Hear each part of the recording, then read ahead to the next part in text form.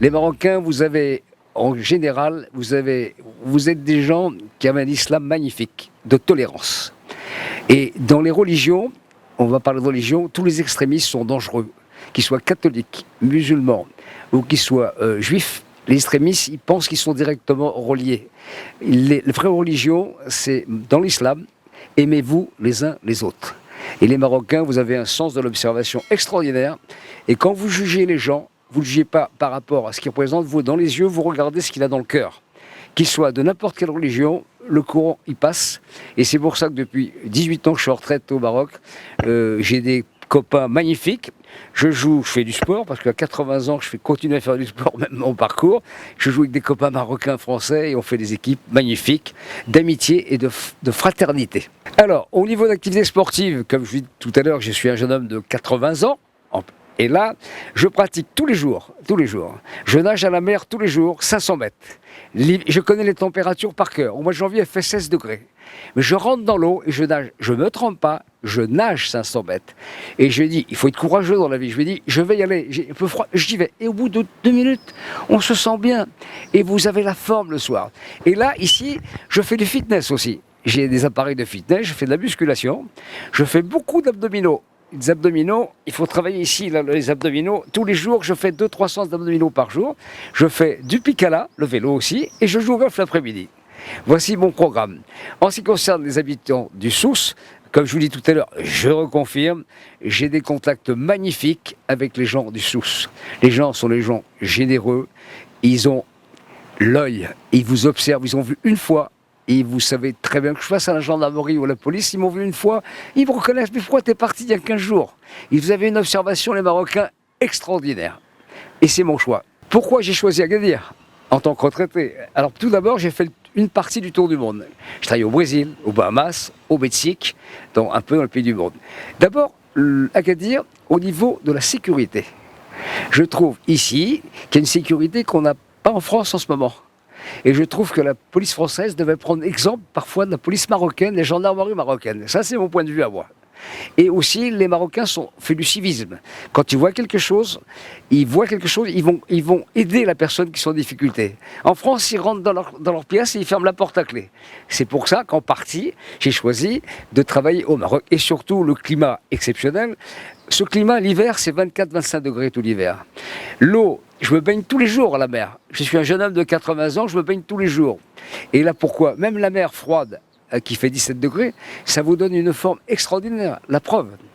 Et les gens ont tendance parfois à regarder la télévision, à trop manger, en disant « Allah, bismillah », etc. Non, le ventre n'est pas une poubelle.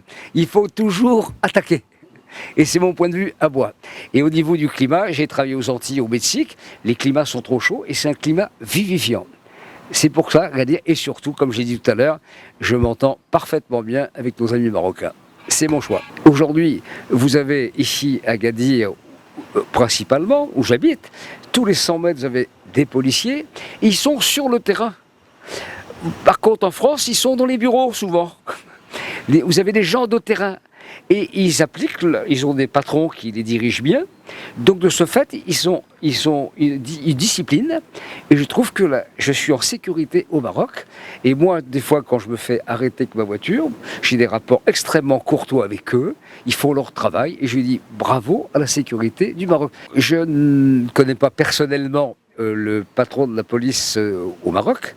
Et je ne connais pas non plus le directeur général de la gendarmerie marocaine, mais je sais par les informations que j'ai et par ce que je lis, c'est qu'il y a une nouvelle politique depuis 2 ans. Ces gens qui sont des gens brillants à cette fonction ils ont choisi leurs équipes.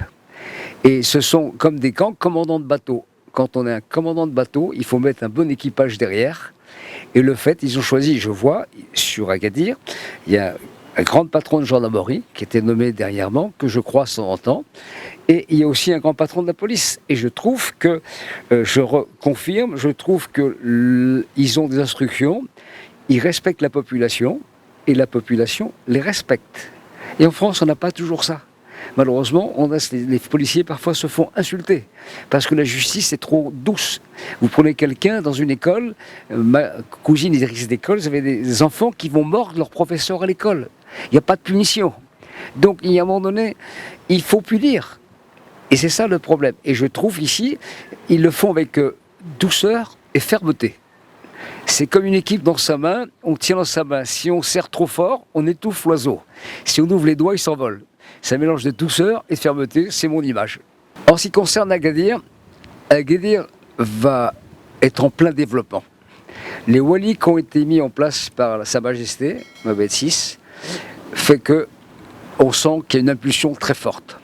Je pense qu'en les 10 ans qui vont arriver ici sur Agadir, entre Tarazout, c'est une ville qui va exploser au niveau touristique. Et au niveau du gouvernement, je crois savoir qu'il y a des gens très brillants. Et je pense que moi, les années passées, j'aurais des souvenirs extraordinaires d'Agadir, parce qu'un jour, on va partir, comme tout le monde. Et je crois au développement d'Agadir. J'y crois beaucoup. ما تنساش تشترك في القناة وتفعل الجرس باش يوصلك جديد الفيديوهات من هسبريس.